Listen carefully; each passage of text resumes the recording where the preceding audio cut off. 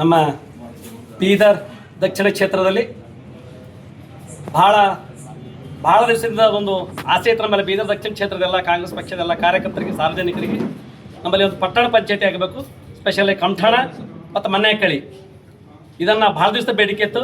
ಇದನ್ನು ನಮ್ಮ ಜನಪ್ರಿಯ ಮಂತ್ರಿಗಳು ರಹೀಮ್ ಖಾನ್ ಸಾಹೇಬರು ಬರೀ ನಮ್ಮ ಬೀದರ್ ದಕ್ಷಿಣ ಕ್ಷೇತ್ರದ ಅಷ್ಟೇ ಅಲ್ಲ, ಬೀದರ್ ಸಹ ಮಹಾನಗರ ಪಾಲಿಕೆಯನ್ನಾಗಿ ಔರಾದ್, ಹುಮ್ನಾಬಾದ್ ಜೊತೆಗೆ ಬಸವ ಕಲ್ಯಾಣಿನ ಹುಣಸೂರು ಇವೆಲ್ಲವನ್ನು ಇಡೀ ರಾಜ್ಯದಲ್ಲಿ ಯಾರಾದರೂ ಮಾಡಿದ್ದಾರೆ ಅಂದರೆ ಮಾನ್ಯ ಶ್ರೀ ರಹೀಮ್ ಖಾನ್ ಸಾಹೇಬರೊಬ್ಬರು ಮಾಡಿದ್ದಾರೆ. ಅದು ಬೇರೆ ಯಾರಿಗೂ ಮಾಡ್ಲಿಕ್ಕೆ ಆಗೋ ಸಾಧ್ಯ ಐತಿಲ್ಲ.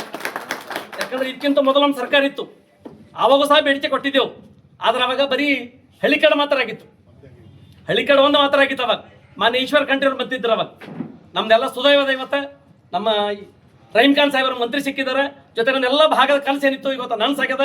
ಅದಕ್ಕೆ ಶ್ರೇಯ ಪೂರ್ತಿ ಸಲ್ತದಂದ್ರೆ ಮಾನ್ಯ ಶ್ರೀ ರಹೀಮ್ ಖಾನ್ ಸಾಹೇಬರಿಗೆ, ಜೊತೆಗೆ ನಮ್ಮ ಸರ್ಕಾರದ ಮುಖ್ಯಮಂತ್ರಿಗೆ ಸನ್ಮಾನ್ಯ ಸಿದ್ದರಾಮಯ್ಯ ಸಾಹೇಬರು, ಜೊತೆಗೆ ನಮ್ಮ ರಹೀಮ್ ಖಾನ್ ಸಾಹೇಬರು, ಜೊತೆಗೆ ಉಪಮುಖ್ಯಮಂತ್ರಿ DK ಶಿವಕುಮಾರ್ ಅವರು, ಜಿಲ್ಲಾ ಉಸ್ತುವಾರಿ ಮಂತ್ರಿಗಳು ಶ್ರೀ ಈಶ್ವರ್ ಖಂಡ್ರೆ ಅವರು, ಇವರೆಲ್ಲ ಸಹಯೋಗದಲ್ಲಿ ಇವತ್ತು ನಮ್ಮ ಬೀದರ್ ದಕ್ಷಿಣ ಕ್ಷೇತ್ರ ಇವತ್ತು ಭಾಳ, ಯಾಕಂದ್ರೆ ಬರೀ ಆಗದಷ್ಟೇ ದೊಡ್ಡ ಮಾತಿಲ್ಲ, ಆಗಿದ ಸಾಕಷ್ಟು ಅನುದಾನ ಬರ್ತದೆ. ಆ ಅನುದಾನವನ್ನು ನಾವೆಲ್ಲ ಸದುಪಯೋಗ ಪಡಿಸಬೇಕಾಗಿದೆ. ಬರೀ ಸಾಹೇಬರ ಕಡೆಯಿಂದ ನಾವು ಇನ್ನೂ ಎಲ್ಲ ಇಷ್ಟು ಜನ ಎಲ್ಲ ಸೇರಿ, ಯಾಕಂದ್ರೆ ಈಗ ಅವರಿಗೆ ಒಂದು ಸಾರಿ ಭೇಟಿಯಾಗಿ ಬೀದರ್ ದಕ್ಷಿಣ ಕ್ಷೇತ್ರದಲ್ಲಿ ಅವರನ್ನು ಕರೆಸಿ ನಾವೆಲ್ಲರೂ ದೊಡ್ಡ ಪ್ರಮಾಣದ ಒಂದು ಸನ್ಮಾನ ಕಾರ್ಯಕ್ರಮ ಇಟ್ಕೋಬೇಕಾಗಿದೆ. ಸಾಂಕೇತಿಕವಾಗಿ ಅವರನ್ನ ಟೈಮ್ ತಗೊಳ್ಳಿ ಮಾತ್ರ ಇಲ್ಲಿ ಬಂದಿದ್ದೀವಿ, ಬರೀ 4 ಜನ ಮುಖಂಡರು ಮಾತ್ರ. ಅದಕ್ಕೆ ಇನ್ನೊಂದು ಸಾರಿ ನಮ್ಮೆಲ್ಲ ದಕ್ಷಿಣ ಕ್ಷೇತ್ರ ಪರವಾಗಿ ಮಾನ್ಯ ಸರ್ ರಹೀಮ್ ಖಾನ್ ಅವರಿಗೆ ಹಾರ್ದಿಕ ಅಭಿನಂದನೆ ಸಲ್ಲಿಸುತ್ತೇನೆ. ನನ್ನ ಮಾತು ಮುಗಿಸುತ್ತೇನೆ. ಜೈ ಹಿಂದ್, ಜೈ ಕರ್ನಾಟಕ, ಜೈ ಕಾಂಗ್ರೆಸ್.